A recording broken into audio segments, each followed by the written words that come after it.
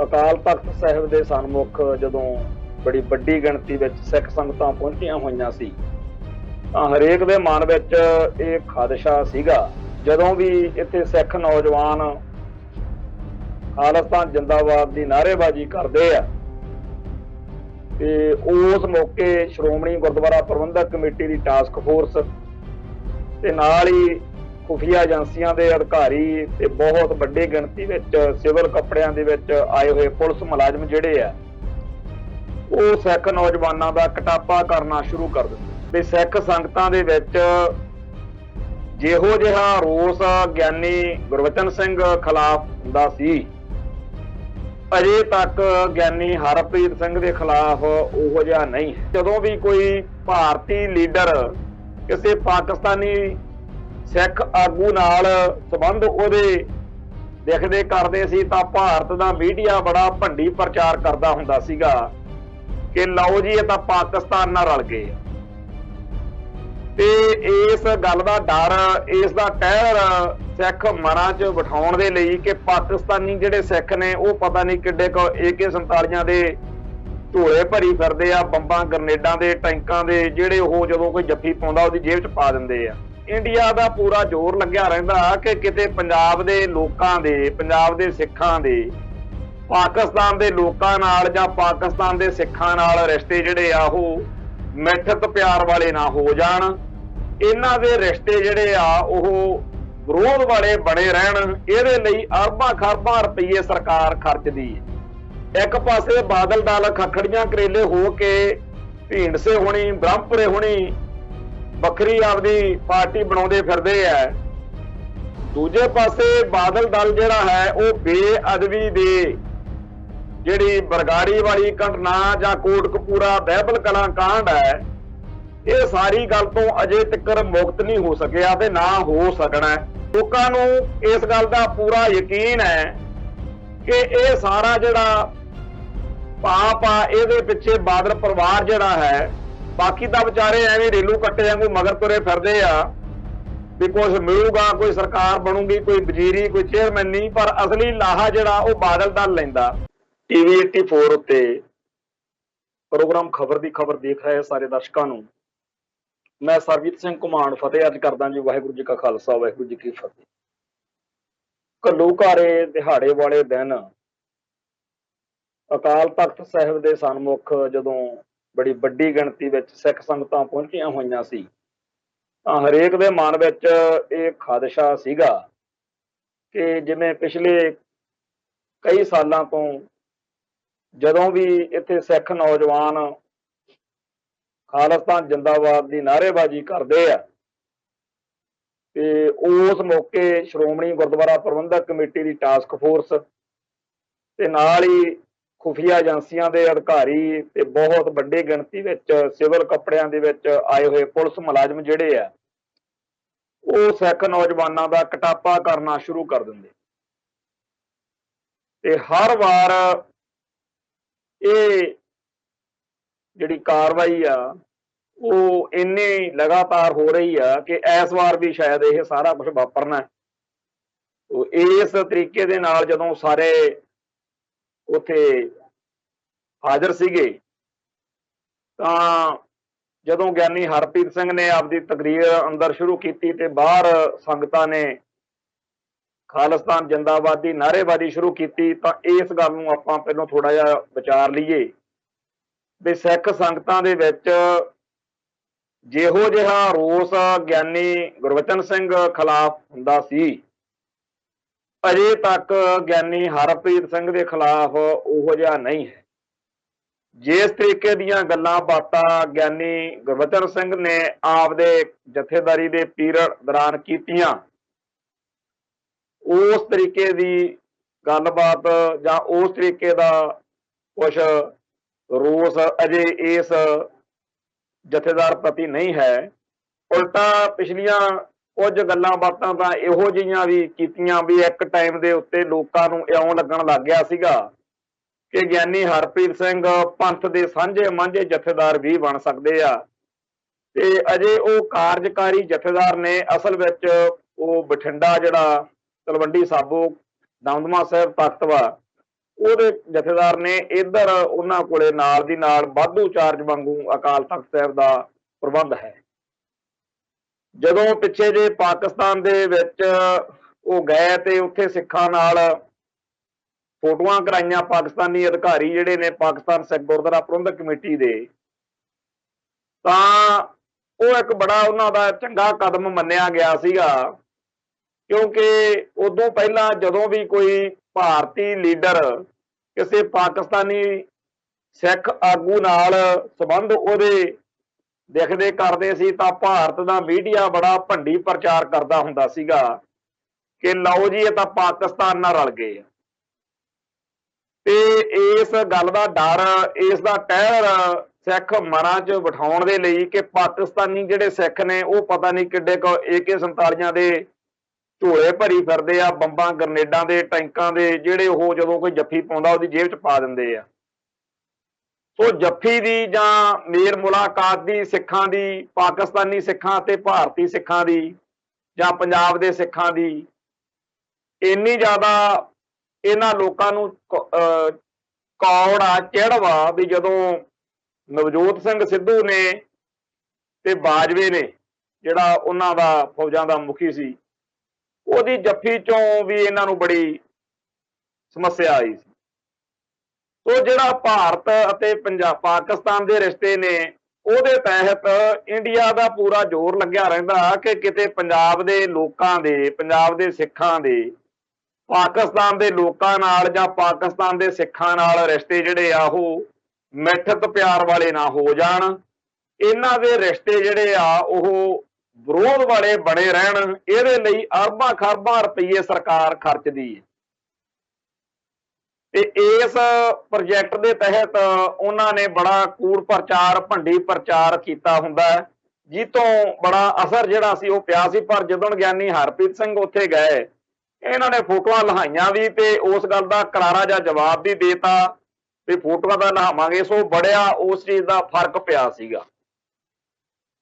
ਜਿਵੇਂ ਸੰਤ ਭਿੰਡਰਾਂ ਵਾਲਿਆਂ ਦੀ ਫੋਟੋ ਕੇਂਦਰੀ ਸਿੱਖ ਅਜਾਇਬ ਘਰ ਦੇ ਵਿੱਚ ਲਾਉਣ ਨਾਲ ਜਾਂ ਸ਼ਹੀਦੀ ਯਾਦਗਾਰ ਦਰਬਾਰ ਸਾਹਿਬ ਕੰਪਲੈਕਸ ਵਿੱਚ ਬਣਨ ਨਾਲ ਫਰਕ ਪਿਆ, ਉਵੇਂ ਹੀ ਹੁਣ ਇਸ ਚੀਜ਼ ਦਾ ਫਰਕ ਜਿਹੜਾ ਹੈ ਉਹ ਪਿਆ। ਤੇ ਜਦੋਂ ਗਿਆਨੀ ਹਰਪ੍ਰੀਤ ਸਿੰਘ ਇਸ ਤਰੀਕੇ ਦੀਆਂ ਗੱਲਾਂ ਬਾਤਾਂ ਕਰਦੇ ਕਰਾਉਂਦੇ ਆ ਰਹੇ ਸੀ, ਉਹਨਾਂ ਨੇ ਇੱਕ ਖਾਲਿਸਤਾਨ ਦੇ ਬਾਰੇ ਜਦੋਂ ਪੁੱਛਿਆ ਸੀ ਪੱਤਰਕਾਰਾਂ ਨੇ ਤਾਂ ਕਹਿ ਦਿੱਤਾ ਕਿ ਜੇ ਦੇਣਗੇ ਤਾਂ ਇਨਕਾਰ ਵੀ ਕੋਈ ਨਹੀਂ, ਮੰਗਦੇ ਤਾਂ ਹੈ ਨਹੀਂ ਖਾਲਿਸਤਾਨ। ਖੈਰ ਗੱਲ ਤਾਂ ਇਸ ਤੋਂ ਕਾਫੀ ਅੱਗੇ ਚਲੀ ਗਈ ਆ, ਪਰ ਸਾਨੂੰ ਤਾਂ ਇਸ ਗੱਲ ਦੀ ਵੀ ਆਸ ਨਹੀਂ ਸੀ ਕਿ ਗਿਆਨੀ ਹਰਪ੍ਰੀਤ ਸਿੰਘ ਇਸ ਤਰ੍ਹਾਂ ਦੀ ਗੱਲ ਕਹਿ ਦੇਣਗੇ ਤੇ ਬੜਾ ਚੰਗਾ ਲੱਗਿਆ। ਬਾਅਦ ਵਿੱਚ ਉਹਨਾਂ ਨੇ ਕੁਝ ਇਹੋ ਜਿਹੀਆਂ ਗੱਲਾਂ ਵੀ ਕਰ ਦਿੱਤੀਆਂ ਸੀਗੀਆਂ ਜਿਨ੍ਹਾਂ ਦੇ ਕਰਕੇ ਲੋਕਾਂ ਦੇ ਮਨਾਂ ਵਿੱਚ ਫੇਰ ਰੋਸ ਵਧਿਆ।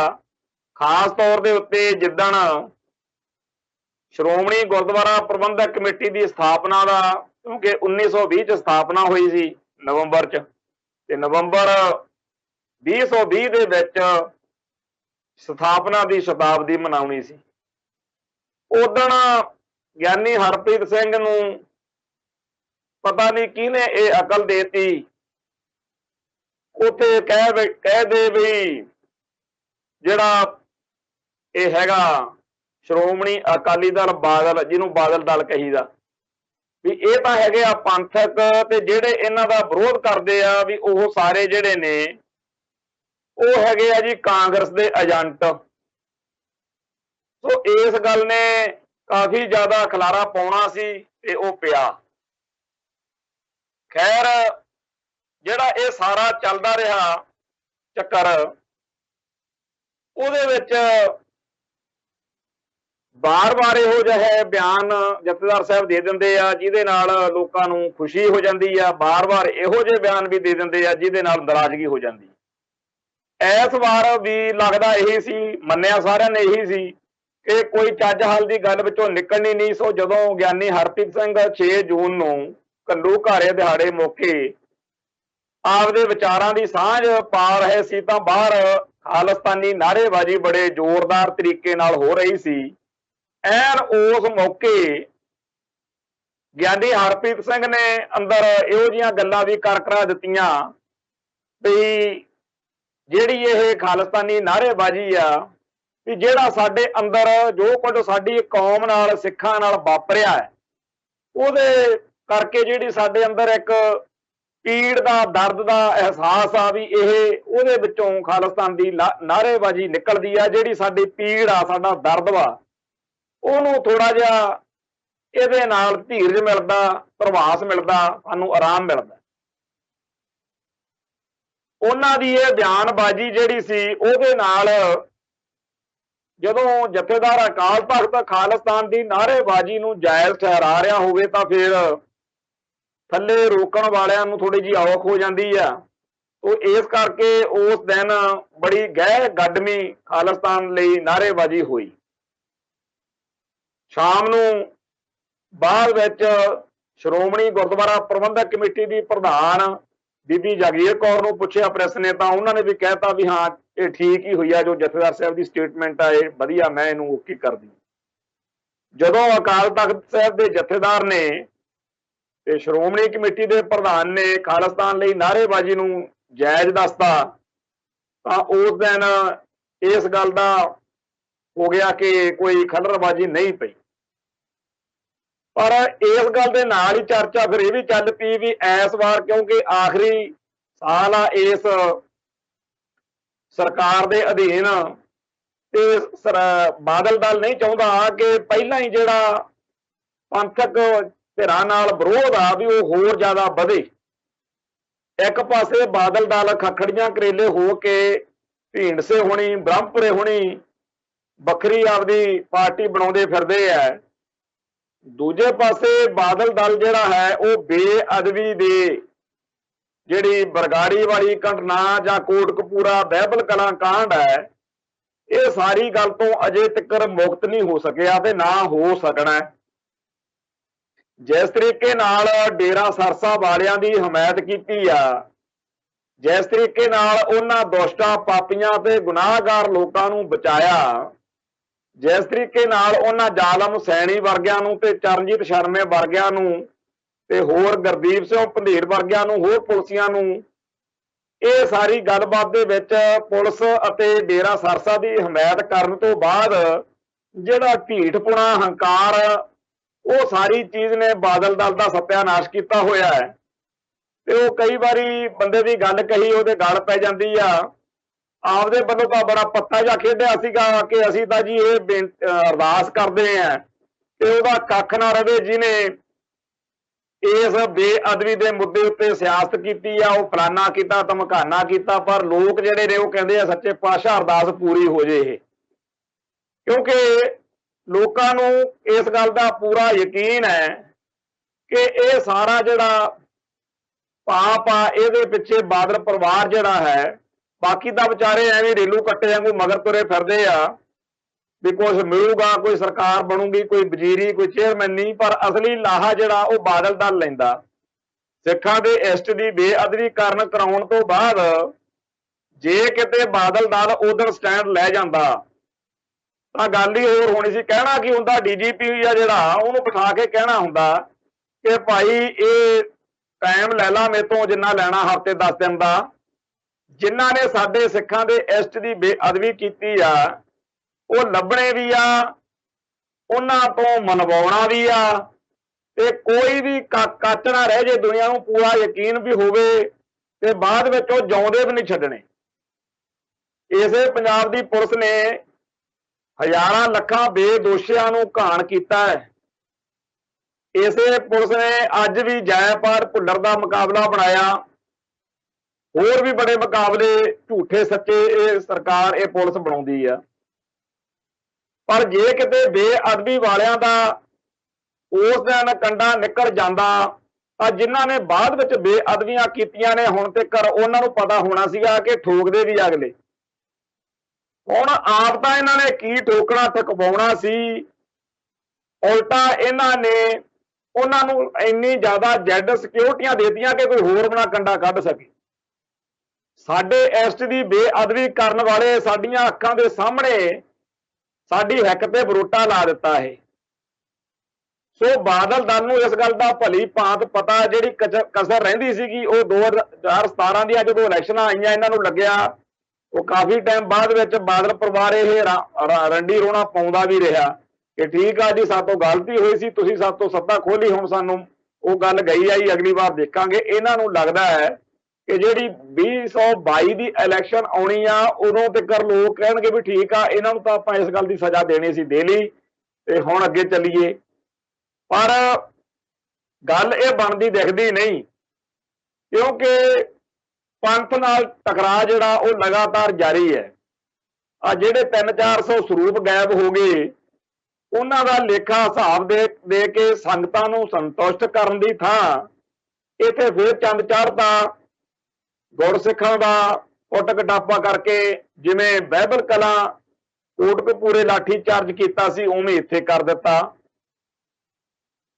ਉਹ ਜਿਹੜਾ ਬਾਦਲ ਦਲ ਨੇ ਇਹ ਸੋਚਿਆ ਹੋਇਆ ਕਿ ਆਪਾਂ ਹੁਣ ਲੋਕਾਂ ਦੇ, ਸੰਗਤਾਂ ਦੇ, ਪੰਥ ਦੇ ਨਾਲ ਬਾਦਲ ਦਲ ਦੀ ਜਿਹੜੀ ਦੂਰੀ ਆ ਉਹ ਜਿੰਨੀ ਹੈਗੀ ਆ, ਜੇ ਤੂੰ ਘਟਾ ਨਹੀਂ ਸਕਦੇ ਤਾਂ ਘੱਟੋ ਘੱਟ ਇਹਦੇ ਚ ਹੋਰ ਵਾਧਾ ਨਾ ਕਰੀਏ। ਉਹ ਬਾਦਲ ਦਲ ਦੇ ਹਰੇਕ ਆਗੂ ਨੂੰ ਇਸ ਵੇਲੇ ਇਹ ਬੜਾ ਫੂਕ ਕੇ ਕਦਮ ਧਰ ਰਹੇ ਨੇ ਕਿ ਕਿਤੇ ਸਾਡੇ ਤੇ ਨਾ ਇਹ ਵਿਪਤਾ ਆ ਡਿਗੇ ਕਿ ਅਸੀਂ ਤਾਂ ਨੇੜੇ ਲਿਆਉਣ ਨੂੰ ਕਹਿੰਦੇ ਆ, ਤੁਸੀਂ ਪੰਥ ਨੂੰ ਨੇੜੇ ਨਹੀਂ ਲਿਆ ਸਕੇ ਤਾਂ ਕੋਈ ਗੱਲ ਨਹੀਂ, ਪਰ ਆ ਜਿਹੜਾ ਤੁਸੀਂ ਨਵਾਂ ਸਿਆਪਾ ਗਲ ਪਾਤਾ ਸਾਡੇ ਪੰਥ ਅਤੇ ਬਾਦਲ ਦਲ ਦੇ ਵਿਚਾਲੇ ਦੂਰੀ ਵਧਾਉਣ ਵਾਲਾ, ਇਹ ਬੜਾ ਜਿਹੜਾ ਤੁਸੀਂ ਗਲਤ ਕੀਤਾ। ਸੋ ਇਸ ਵੇਲੇ ਬਾਦਲ ਦਲ ਜਿਹੜਾ ਹੈ ਉਹਨੇ ਆਪਦੇ ਨੁਕਤਾ ਨਿਗਾਹ ਤੋਂ ਇਸ ਦਿਨ ਨੂੰ ਪੰਥਕ ਧਿਰਾਂ ਨਾਲ ਜਾਂ ਖਾਲਿਸਤਾਨੀ ਜਜ਼ਬੇ ਵਾਲਿਆਂ ਨਾਲ ਟਕਰਾਉਣ ਤੋਂ ਤਾਲਾ ਵੱਟਿਆ। ਜਿੱਥੇ ਬੀਜੇਪੀ ਵਾਲਿਆਂ ਨੇ ਬਠਿੰਡੇ ਦੇ ਵਿੱਚ ਬੀੜ ਤਲਾਬ ਪਿੰਡ ਦੇ ਵਿੱਚ ਗੁਰਦੁਆਰਾ ਸਾਹਿਬ 'ਚ ਅਰਦਾਸ ਕਰਾ ਕੇ ਦਲਿਤ ਅਤੇ ਸਿੱਖ ਦਾ ਟਕਰਾਅ ਕਰਾਉਣਾ ਚਾਹਿਆ ਤੇ ਬਿਰਤਾ ਪਾਉਣੀ ਚਾਹੀ ਬਾਦਲ ਦਲ ਨੂੰ, ਕਿਉਂਕਿ ਡੇਰਾ ਸਰਸਾ ਦਾ ਵਿੱਚ ਜ਼ਿਕਰ ਆ ਗਿਆ ਤੇ ਦਲਿਤਾਂ ਅਤੇ ਡੇਰਾ ਸਰਸਾ ਦੇ ਵੋਟ ਬੈਂਕ ਨੂੰ ਅਕਾਲੀ ਦਲ ਦੇ ਨਾਲ ਭੇੜ ਪਵਾਉਣ ਦੀ ਇਸ ਵਿਉਂਤ ਤੋਂ ਇਹ ਬਾਦਲ ਦਲ ਵਾਲੇ ਸਮਝ ਗਏ ਕਿ ਸਾਡੇ ਲਈ ਭਾਜਪਾ ਕੰਡੇ ਬੀਜਦੀ ਆ। ਸੋ ਇਹਨਾਂ ਨੇ ਵੀ ਫਿਰ ਸੋਚਿਆ ਵੀ ਅਸੀਂ ਆਪਦੇ ਪੰਥ ਦੇ ਅੰਦਰ ਇੱਥੇ ਫਿਰ ਖਾਲਿਸਤਾਨ ਦੇ ਨਾਅਰੇ ਲਵਾ ਸਕਦੇ ਆ। ਜੇ ਤੁਸੀਂ ਬਾਦਲ ਦਲ ਵਾਲੇ ਇਹ ਸੋਚਦੇ ਆ ਕਿ ਭਾਜਪਾ ਵਾਲਿਓ ਜੇ ਤੁਸੀਂ ਡੇਰਾ ਸਰਸਾ ਵਾਲਿਆਂ ਨੂੰ ਸਾਡੇ ਖਿਲਾਫ ਖੜਾ ਕਰਨ ਲਈ ਵਿਉਂਤਾ ਬਣਾ ਸਕਦੇ ਹੋ ਤਾਂ ਅਸੀਂ ਵੀ ਆਪਦੇ ਪੰਥ ਦੇ ਅੰਦਰ ਫਿਰ ਖਾਲਿਸਤਾਨੀ ਨਾਅਰੇਬਾਜ਼ੀ ਕਰਵਾ ਕੇ ਅਸੀਂ ਵੀ ਉਹਨਾਂ ਸੈਕਸ਼ਨਾਂ ਦੇ ਪ੍ਰਤੀ ਨੇੜਤਾ ਵਾਲਾ ਜੇ ਨਹੀਂ ਤਾਂ ਘੱਟੋ ਘੱਟ ਜਿਹੜਾ ਉਹਨਾਂ ਨਾਲ ਸਾਡਾ ਦੂਰੀ ਵਾਲਾ ਰਿਸ਼ਤਾ ਬਣਿਆ ਹੋਇਆ ਵਿਰੋਧ ਵਾਲਾ ਉਹ ਤਾਂ ਅਸੀਂ ਘਟਾਈ ਸਕਦੇ। ਸੋ ਹਰੇਕ ਦੇ ਆਪੋ ਆਪਦੇ ਕਿਆਫੇ ਨੇ, ਹਰੇਕ ਦੀ ਆਪੋ ਆਪਦੀ ਸੋਚ ਆ ਕਿ ਇਹ ਤਾਂ ਹੋਇਆ, ਇਹ ਇੰਜ ਹੋਇਆ। ਪਰ ਮੋਟੇ ਤੌਰ ਤੇ ਗੱਲ ਇਹ ਹੈਗੀ ਆ ਕਿ ਜਿਹੜੀ ਇਹ ਘੱਲੂ ਘਾਰੇ ਬਹਾਲੇ ਦਿਹਾੜੇ ਦਿਨ ਇੱਥੇ ਬਾਦਲ ਦਲ ਨੇ ਐਤਕੀ ਖਾਲਿਸਤਾਨੀ ਨਾਅਰੇਬਾਜ਼ੀ ਨੂੰ ਪ੍ਰਵਾਨਗੀ ਦਿੱਤੀ ਆ, ਇਹਦੇ ਬਾਰੇ ਲੋਕਾਂ 'ਚ ਬੜੀ ਸਿਆਸੀ ਤੌਰ ਤੇ ਚਰਚਾ ਚੱਲ ਪਈ ਆ ਕਿ ਇਸ ਵਾਰ ਇਹਨਾਂ ਨੇ ਕਰਨ ਦਿੱਤੀ ਆ, ਤੁਸੀਂ ਅਗਲੇ ਸਾਲ ਕਰਕੇ ਦੇਖਿਓ ਨਾਅਰੇਬਾਜ਼ੀ। ਇਹ ਭਾਰਤ ਮਾਤਾ ਕੇ ਲਾਲ ਨੇ, ਇਹਨਾਂ ਨੇ ਇਹ ਉਹੀ ਸਰਦਾਰ ਪ੍ਰਕਾਸ਼ ਸਿੰਘ ਬਾਦਲ ਹੈ ਜਿਹਨੇ ਅਨੇਕਾਂ ਵਾਰ ਖਾਲਿਸਤਾਨ ਦੇ ਹੱਕ ਵਿੱਚ ਬਿਆਨਬਾਜ਼ੀ ਕੀਤੀ ਆ ਤੇ ਹਜ਼ਾਰਾਂ ਵਾਰ ਖਾਲਿਸਤਾਨ ਦੇ ਖਿਲਾਫ ਬਿਆਨਬਾਜ਼ੀ ਕੀਤੀ। ਇੱਕ ਪਾਸੇ ਸੰਤ ਭਿੰਡਰਾਂ ਵਾਲਿਆਂ ਤੇ ਹੋਰ ਜੁਝਾਰੂਆਂ ਦੀ ਸਿਫਤ ਸਲਾਹ ਕਰਨ ਲੱਗਿਆਂ ਵੀ ਨੇਰੀ ਠਾਰ ਦਿੰਦਾ ਰਿਹਾ, ਦੂਜੇ ਪਾਸੇ ਉਹਨਾਂ ਨੂੰ ਅੱਤਵਾਦੀ, ਗਰਮ ਖਿਆਲੀ, ਵੱਖਵਾਦੀ ਕਹਿਣ ਲੱਗਿਆਂ ਵੀ ਕੋਈ ਸ਼ਰਮ ਨਹੀਂ ਕੀਤੀ। ਇਹ ਉਹੀ ਬਾਦਲ ਆ ਜਿਹੜਾ ਭਾਰਤੀ ਸੰਵਿਧਾਨ ਨੂੰ ਦਿੱਲੀ ਵਿੱਚ ਜਾ ਕੇ ਉਹਦੀ ਕਾਪੀ ਸਾੜਨ ਲਈ ਸਭ ਤੋਂ ਪਹਿਲਾਂ ਤਿਆਰ ਹੋਇਆ ਫਿਰਦਾ ਸੀ ਤੇ ਇਹ ਉਹੀ ਬਾਦਲ ਆ ਜਿਹੜਾ ਬਾਕੀ ਸਾਰਿਆਂ ਨੂੰ ਛੱਡ ਕੇ ਜਦੋਂ ਅੰਮ੍ਰਿਤਸਰ ਐਲਾਨਨਾਮਾ ਵੀ ਬਣਿਆ ਇਹ ਕਹਿੰਦਾ ਸੀ ਜੀ ਮੇਰਾ ਭਾਰਤ ਮਾਤਾ ਬਿਨਾਂ ਸਰਦਾ ਹੀ ਨਹੀਂ ਹੈਗਾ ਤੇ ਇਸ ਕਰਕੇ ਇਹਨੇ ਫਿਰ ਭਾਰਤੀ ਮੁੱਖ ਧਾਰਾ 'ਚ ਛਾਲ ਮਾਰਤੀ ਸੀ ਕਿ ਮੈਂ ਤਾਂ ਸੰਵਿਧਾਨ ਦੀ ਸਹੁੰ ਚੱਕ ਕੇ ਸਰਕਾਰ ਬਣਾਉਣੀ ਹੈ। ਉਸੇ ਸੰਵਿਧਾਨ ਦੀ ਕਾਪੀ ਸਾੜੀ, ਉਹਦੀ ਹੀ ਸਹੁੰ ਚੱਕ। ਉਹੀ ਬਾਦਲ ਆ ਜਿਹਨੇ ਜਦੋਂ ਦਰਬਾਰ ਸਾਹਿਬ ਤੇ ਹਮਲੇ ਤੋਂ ਬਾਅਦ ਉਦੋਂ ਤਾਂ ਖਾਂਦਾ ਫਿਰਦਾ ਸੀਗਾ ਖਰਬੂਜੇ ਗੜੀ ਸੰਗਰ ਪਿੰਡ ਦੇ ਵਿੱਚ, बाद ਵਿੱਚ ਬਰਨਾਲੇ ਨੂੰ ਨਾਲ ਲੈ ਕੇ ਚੰਡੀਗੜ੍ਹ ਦੇ ਵਿੱਚ ਜਾ ਕੇ ਪ੍ਰੈਸ ਨੋਟ ਜਾਰੀ ਕਰਤਾ, ਬਿਆਨ ਦੇਤਾ ਕਿ ਫੌਜੀ ਅਤੇ ਪੁਲਿਸ ਵਾਲੇ ਜਿੰਨੇ ਵੀ ਨੇ, ਸਰਕਾਰੀ ਮੁਲਾਜ਼ਮ ਜਿੰਨੇ ਵੀ ਨੇ, ਉਹ ਬਗਾਵਤ ਕਰ ਦੋ। ਵੈਸੇ ਬਗਾਵਤ ਹੋ ਚੁੱਕੀ ਸੀ ਪਹਿਲਾਂ ਹੀ, ਪਰ ਇਹਨੇ ਉਹ ਗੱਲ ਦੇ ਨਾਲ ਆਪਦੀ ਗ੍ਰਿਫਤਾਰੀ ਦੀ ਗਰੰਟੀ ਕਰ ਲਈ, ਕਿਉਂਕਿ ਆਪਣੀ ਕੌਮ ਦੇ ਵਿੱਚ ਬਾਦਲ ਦੇ ਪੱਲੇ ਹੀ ਕੱਖ ਨਹੀਂ ਸੀ ਰਹਿਣਾ ਜੇਕਰ ਬਾਦਲ ਫੜਿਆ ਨਾ ਜਾਂਦਾ। ਇਹਨੇ ਤਾਂ ਉਹ ਮਿੰਟਾਂ ਤਾਲੀਆਂ ਕੀਤੇ ਹੋਣੇ ਆ ਕਿ ਮੈਨੂੰ ਫੜ ਲਓ। ਬਾਦਲ ਦੇ ਜੇ ਨੰਬਰ ਬਣੇ ਆ ਦੁਬਾਰਾ ਤਾਂ ਬਣੇ ਆ, ਜਿਉਂਦਿਆਂ 'ਚ ਤਾਂ ਹੋਇਆ ਜੇਕਰ ਗ੍ਰਿਫਤਾਰ ਹੋਇਆ। ਗ੍ਰਿਫਤਾਰੀ ਦਾ ਕੋਈ ਕਾਰਨ ਤਾਂ ਹੈ ਨਹੀਂ ਸੀ, ਨਾ ਬਾਦਲ ਦਾ ਨਾ ਬਰਨਾਲੇ ਦਾ। ਇਹ ਕਿਹੜਾ AK-47 ਚੱਕੀ ਫਿਰਦੇ ਸੀਗੇ, ਇਹ ਕਿਹੜਾ ਸਟੇਟ ਦੇ ਖਿਲਾਫ ਕੁਝ ਬੋਲਦੇ ਕਰਦੇ ਸੀ। ਸਿਆਸੀ ਤੌਰ ਦੇ ਉੱਤੇ ਧਰਮ ਯੁੱਧ ਮੋਰਚੇ ਦੌਰਾਨ ਵੀ ਇਹਨਾਂ ਨੇ ਦਿੱਲੀ ਨੂੰ ਇਹੀ ਦੱਸਿਆ ਕਿ ਸਾਡੇ ਤਾਂ ਹੱਥ ਖੜੇ ਆ, ਤੁਸੀਂ ਜਾਣੋ ਭਿੰਡਰਾਲੇ ਸੱਤ ਜਾਣਨ। ਸੋ ਇਸ ਮਾਹੌਲ ਦੇ ਵਿੱਚ ਜਿਹੜਾ ਧਾਰਮੀ ਫੌਜੀ ਸੀ ਉਹਨਾਂ ਨੇ ਬਗਾਵਤ ਕਰਤੀ। ਪੁਲਿਸ ਵਾਲਿਆਂ ਨੇ ਤਾਂ ਨਹੀਂ ਉਵੇਂ ਕੀਤਾ, ਪਰ ਇਹ ਗੱਲ ਇਹਦੇ ਰਿਕਾਰਡ ਦੇ ਵਿੱਚ ਜ਼ਰੂਰ ਲੱਗ ਗਈ। ਸੋ ਜਿਹੜੇ ਬਾਦਲ ਨੇ ਆਪਦੇ ਹਿਸਾਬ ਨਾਲ ਪੱਤੇ ਖੇਡਣੇ ਹੋਣ ਤੇ ਉਦੋਂ ਖਾਲਿਸਤਾਨ ਦੇ ਹੱਕ 'ਚ ਵੀ ਆ ਜਾਂਦਾ। ਉਹਨੇ ਜੇ ਇਸ ਵਾਰ ਆਪਦੇ ਗਰੋਹ ਨੂੰ, ਆਪਦੇ ਟੋਲੇ ਨੂੰ ਕਹਿ ਦਿੱਤਾ ਕਿ ਇਸ ਵਾਰ ਤੁਸੀਂ ਉੱਥੇ ਨਾ ਰੋਕਿਓ, ਤਾਂ ਕੋਈ ਵੱਡੀ ਗੱਲ ਨਹੀਂ। ਉਹ ਜਿਹੜਾ ਘੱਲੂਘਾਰੇ ਦਿਹਾੜੇ ਮੌਕੇ ਇਹ ਗੱਲ ਵਾਪਰੀ ਆ, ਇਹਦਾ ਲਾਹਾ ਪੂਰਾ ਲੈਣਾ ਚਾਹੀਦਾ। ਖਾਲਿਸਤਾਨੀ ਧਿਰਾਂ ਨੂੰ ਇਸ ਗੱਲ ਨੂੰ ਜਿੰਨਾ ਵੱਧ ਹੋ ਸਕੇ ਇਹਦੀ ਸ਼ੈਲਟਰ ਹੇਠ ਕਿ ਅਕਾਲ ਤਖਤ ਦਾ ਜਥੇਦਾਰ ਅਤੇ ਸ਼੍ਰੋਮਣੀ ਕਮੇਟੀ ਦਾ ਪ੍ਰਧਾਨ ਅਕਾਲ ਤਖਤ ਤੋਂ ਖਾਲਿਸਤਾਨ ਦੇ ਨਾਅਰੇ ਨੂੰ ਪ੍ਰਵਾਨਗੀ ਦੇ ਰਿਹਾ। ਜਿੰਨਾ ਟਾਈਮ ਇਹਦਾ ਲਾਹਾ ਲੈ ਸਕਦੇ ਹੋ ਤਾਂ ਲਓ, ਬਾਕੀ ਅੱਗੇ ਫਿਰ ਦੇਖ ਲਾਂਗੇ ਕਿੱਧਰ ਨੂੰ ਜਾਣਾ।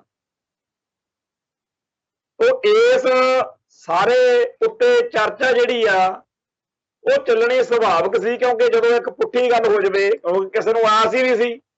ਲੋਕ ਤਾਂ ਇਹੀ ਸੋਚ ਕੇ ਗਏ ਸੀ ਕਿ ਫੇਰ ਉੱਤੇ ਡਾਂਗਾ ਚੱਲਣੀਆਂ ਨੇ। ਇਸ ਗੱਲ ਦੇ ਨਾਲ ਇੱਕ ਗੱਲ ਹੋਰ ਪੱਕੀ ਹੋ ਗਈ ਲੋਕਾਂ 'ਚ। ਪਹਿਲਾਂ ਇਹ ਸੀ ਕਿ ਲਓ ਜੀ, ਇਹ ਜਿਹੜੇ ਖਾਲਿਸਤਾਨੀ ਨਾਅਰੇ ਮਾਰਦੇ ਆ ਇਹ ਗਲਤ ਨੇ। ਭਾਈ ਜੇ ਗਲਤ ਹੁੰਦੇ ਤਾਂ ਫਿਰ ਇਸ ਵਾਰ ਵੀ ਗਲਤ ਹੋਣੇ ਸੀ। ਇਸ ਵਾਰੀ ਜੇਕਰ ਟਾਸਕ ਫੋਰਸ ਨੇ ਗੁੰਡਾਗਰਦੀ ਨਹੀਂ ਕੀਤੀ ਤਾਂ ਨਹੀਂ ਕੀਤੀ ਕਿਉਂਕਿ ਉੱਪਰੋਂ ਹਦਾਇਤਾਂ ਨਹੀਂ ਸੀ। ਉੱਪਰੋਂ ਹਦਾਇਤਾਂ ਕੌਣ ਦਿੰਦੇ ਆ? ਬਾਦਲ ਦਲ ਵਾਲੇ। ਬਾਦਲ ਦਲ ਦੇ ਨਾਲ ਕੌਣ ਰਲਦਾ? ਖੁਫੀਆ ਏਜੰਸੀਆਂ ਤੇ ਮੁਲਕ ਦਾ ਉਹ ਸਿਸਟਮ ਜਿਹਨੇ ਮਿਥਿਆ ਹੋਇਆ ਕਿ ਇਸ ਸਾਰੇ ਸਿਸਟਮ ਦੇ ਅੰਦਰੋਂ ਖਾਲਿਸਤਾਨੀਆਂ ਲਈ ਕੋਈ ਸਪੇਸ ਨਹੀਂ ਰਹਿਣ ਦੇਣੀ। ਵੀ ਹੋਰ ਤਾਂ ਚਲੋ ਬਾਹਰ ਤਾਂ ਇਹਨਾਂ ਨੂੰ ਅਸੀਂ ਦੇਖ ਲਾਂਗੇ, ਪਰ ਤੁਸੀਂ ਸ਼੍ਰੋਮਣੀ ਕਮੇਟੀ ਵਾਲਿਓ, ਬਾਦਲ ਦਲ ਵਾਲਿਓ, ਤੁਸੀਂ ਇਹਨਾਂ ਨੂੰ ਦਰਬਾਰ ਸਾਹਿਬ ਕੰਪਲੈਕਸ ਵਿੱਚ ਖੰਘਾ ਨਾ ਦਿਓ। ਜਿਹੜੇ ਬਾਹਰ ਕਹਿੰਦੇ ਕਹਾਉਂਦੇ ਯੋਧੇ ਹਿੰਦੂ ਕੱਟੜਪੰਥੀਆਂ ਦੀ ਧੁੱਖੀ ਕੱਢ ਦਿੰਦੇ ਆ, ਉਹ ਖਾਲਿਸਤਾਨੀ ਸੋਚ ਵਾਲੇ ਸਿੰਘ ਦਰਬਾਰ ਸਾਹਿਬ ਕੰਪਲੈਕਸ ਵਿੱਚ ਬੇਵੱਸ ਤੇ ਲਾਚਾਰ ਤਾਂ ਹੋ ਜਾਂਦੇ ਆ ਕਿਉਂਕਿ ਉਹ ਸੋਚਦੇ ਆ ਕਿ ਅਸੀਂ ਇਹਨਾਂ ਟਾਸਕ ਫੋਰਸ ਵਾਲਿਆਂ ਦੀ ਜਾਂ ਅਕਾਲੀਆਂ ਦੀ ਜਾਂ ਨੀਲੀ ਪੱਗ ਵਾਲਿਆਂ ਦੀ ਜੇ ਬੇਇੱਜ਼ਤੀ ਕਰਤੀ ਤਾਂ ਅਸੀਂ ਗੁਰੂ ਦੇ ਦੇਣਦਾਰ ਹੋ ਜਾਵਾਂਗੇ।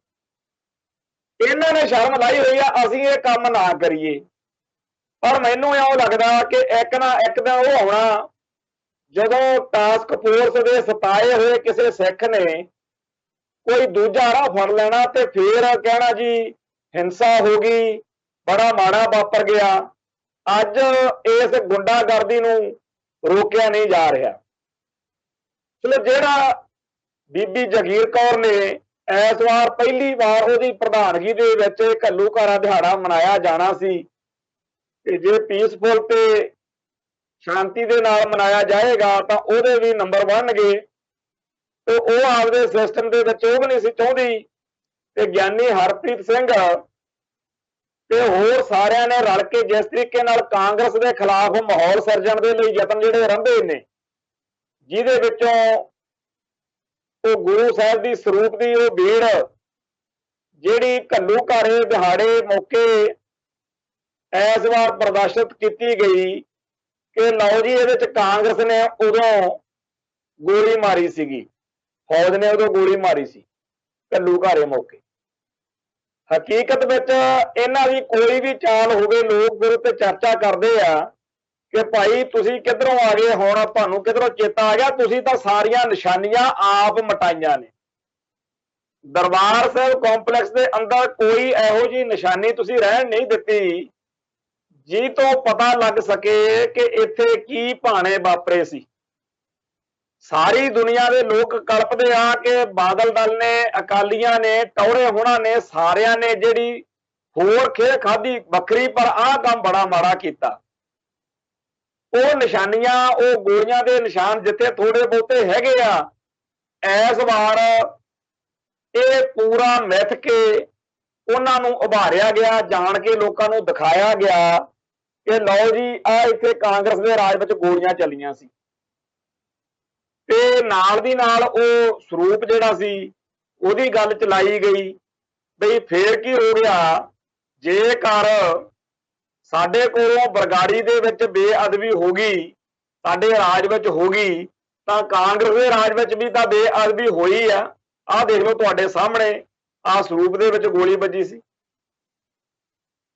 ਪਰ ਗੱਲ ਇਹ ਆਪਦੇ ਹਿਸਾਬ ਨਾਲ ਜੋ ਚਾਲਾਂ ਚੱਲਦੇ ਆ ਉਹ ਵੱਖਰੀਆਂ ਨੇ ਬਾਦਲ ਦਲ ਵਾਲੇ। ਪਰ ਇਹ ਗੱਲ ਹੈ ਕਿ ਜਿਹੜੀ ਕਾਂਗਰਸ ਦਾ ਪੰਜਾਬ ਦੇ ਵਿੱਚ ਪੰਚਾਇਤ ਮੈਂਬਰ ਵੀ ਨਾ ਬਣ ਸਕੇ, ਜੇ ਉਹ ਇੱਥੇ ਰਾਜ ਭਾਗ ਭੋਗ ਰਹੀ ਆ, ਤਾਂ ਉਹਦੇ ਕਾਰਨ ਇਹੀ ਨੇ ਕਿ ਲੋਕਾਂ ਨੂੰ ਬਾਦਲ ਦਲ ਨਾਲੋਂ ਵੀ ਕਿਤੇ ਭੈੜੀ ਕਾਂਗਰਸ ਜਿਹੜੀ ਆ ਉਹ ਪ੍ਰਵਾਨ ਆ, ਜਿਹੜੀ ਬਾਦਲ ਦਲ ਨਾਲੋਂ 1000 ਗੁਣਾ ਭੈੜੀ ਹੈ। ਬਾਦਲ ਦਲ ਦੀਆਂ ਕਰਤੂਤਾਂ ਜਿਹੜੀਆਂ ਨੇ ਉਹ ਲੋਕਾਂ ਨੂੰ ਕਾਂਗਰਸ ਨਾਲੋਂ ਵੀ ਮਾੜੀਆਂ ਲੱਗਣ ਲੱਗ ਗਈਆਂ ਵੀ ਇਹ ਤੁਹਾਡੇ ਨਾਲੋਂ ਤਾਂ ਕਾਂਗਰਸ ਹੀ ਚੰਗੇ ਆ।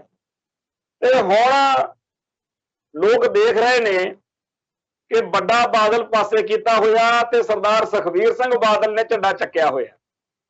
ਪਰ ਸਰਦਾਰ ਸੁਖਬੀਰ ਸਿੰਘ ਬਾਦਲ ਬਾਰੇ ਲੋਕ ਹੁਣੇ ਗਰੰਟੀਆਂ ਦਿੰਦੇ ਆ ਕਿ ਵੱਡੇ ਬਾਦਲ ਦੇ ਕੋਲ ਤਾਂ ਇਹ ਹੁੰਦਾ ਸੀ ਵੀ ਜਦੋਂ ਰਾਜ ਨਹੀਂ ਹੁੰਦਾ ਸੀ ਉਹ ਮਿਹਨਤ ਕਰਦਾ ਸੀ ਤੇ ਰਾਜ ਲੈਣ ਲਈ, ਗੱਦੀ ਦੁਆਰਾ ਹਾਸਲ ਕਰਨ ਲਈ, ਸਰਕਾਰ ਦੁਆਰਾ ਬਣਾਉਣ ਲਈ ਯਤਨ ਕਰਦਾ ਸੀ ਤੇ ਬਾਅਦ ਵਿੱਚ ਆਪਦਾ ਠੀਕ ਚੱਲਦਾ ਸੀ। ਪਰ ਜਿੱਦਣ ਸਰਦਾਰ ਸੁਖਬੀਰ ਸਿੰਘ ਬਾਦਲ ਕੋਲੇ ਦੁਬਾਰਾ ਰਾਜ ਭਾਗ ਆ ਗਿਆ ਤਾਂ ਦੋ ਤਿੰਨ ਗੱਲਾਂ ਪੱਕੀਆਂ ਨੇ। ਇੱਕ ਤਾਂ ਡੇਰਾ ਸਰਸਾ ਤੇ ਹੋਰ ਪੰਥ ਦੋਖੀ ਜਿਨ੍ਹਾਂ ਦੀ ਵੋਟ ਉੱਤੇ ਅੱਜ ਵੀ ਆਸ ਆ ਇਸ ਬਾਦਲ ਦਲ ਨੂੰ ਵੀ ਸਾਨੂੰ ਪਊਗੀ, ਉਹਨਾਂ ਸਾਰਿਆਂ ਨੂੰ ਦੁਬਾਰਾ ਪੂਰਾ ਖੁੱਲ੍ਹ ਖੇਡਣ ਦਾ ਮੌਕਾ ਮਿਲੂਗਾ। ਦੂਸਰਾ, ਜਿਹੜੇ ਪੰਥ ਦੋਖੀਆਂ ਨੇ ਬੀਤੇ ਦੌਰ ਦੇ ਵਿੱਚ ਸਿੱਖਾਂ ਦਾ ਲਹੂ ਪੀਤਾ, ਉਹਨਾਂ ਨੂੰ ਖੁੱਲ੍ਹ ਕੇ ਖੇਡਣ ਦਾ ਮੌਕਾ ਮਿਲੂਗਾ। ਪਰ ਜਿਨ੍ਹਾਂ ਗੁਰਸਿੱਖ ਪਿਆਰਿਆਂ ਨੇ ਬਾਦਲ ਦਲ ਦੀਆਂ ਕਰਤੂਤਾਂ ਦਾ ਵਿਰੋਧ ਕੀਤਾ, ਜਿਨ੍ਹਾਂ ਲੋਕਾਂ ਨੇ ਪੰਥ ਅਤੇ ਪੰਜਾਬ ਪ੍ਰਤੀ ਆਪਦੇ ਫਰਜ਼ ਨਿਭਾਏ ਨੇ, ਉਹਨਾਂ ਦੀਆਂ ਲਿਸਟਾਂ ਬਣਾ ਕੇ ਉਹਨਾਂ ਦਾ ਜ਼ਰੂਰ ਕੰਡਾ ਕੱਢਣਗੇ। ਉਹ ਝੂਠੇ ਸੱਚੇ ਪਰਚੇ ਬਣਾ ਕੇ ਉਹਨਾਂ ਦੇ ਉੱਤੇ ਜ਼ਰੂਰ ਕਾਰਵਾਈਆਂ ਕਰਾਉਣਗੇ। ਇਹ ਲੋਕ ਗਰੰਟੀਆਂ ਦਿੰਦੇ ਆ ਤੇ ਨਾਲ ਇਹ ਵੀ ਕਹਿੰਦੇ ਆ ਕਿ ਤੁਸੀਂ ਤਾਂ ਪਿੱਟਦੇ ਹੋ ਬਾਦਲ ਨੂੰ ਕਿ ਉਹਨੇ ਪੰਥ ਦਾ ਆਹ ਕਰਤਾ, ਪੰਜਾਬ ਦਾ ਉਹ ਕਰਤਾ। ਪਰ ਤੁਸੀਂ ਦੇਖਿਓ ਜਿੱਦਣ ਸਰਦਾਰ ਸੁਖਬੀਰ ਸਿੰਘ ਬਾਦਲ ਕੋਲੇ ਸੱਤਾ ਆ ਗਈ, ਉਸ ਦਿਨ ਤੁਸੀਂ ਸਾਰਿਆਂ ਨੇ ਇਹ ਕਹਿਣਾ ਕਿ ਇਹਦੇ ਨਾਲੋਂ ਤਾਂ ਵੱਡੇ ਬਾਦਲ ਸਾਹਿਬ 1000 ਗੁਣਾ ਚੰਗੇ ਸੀ।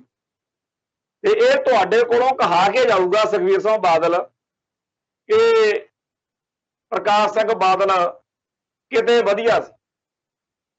ਉਹ ਜਿਹੜਾ ਇਹ ਪਰਿਵਾਰ ਆ, ਇਹਨੇ ਪੰਥ ਨੂੰ, ਪੰਜਾਬ ਨੂੰ ਜਿਸ ਸਥਿਤੀ ਵਿੱਚ ਲਿਆ ਕੇ ਸੁੱਟ ਦਿੱਤਾ ਹੈ, ਹੁਣ ਲੋਕ ਜਾਣ ਤਾਂ ਜਾਣ ਕਿੱਧਰ ਨੂੰ।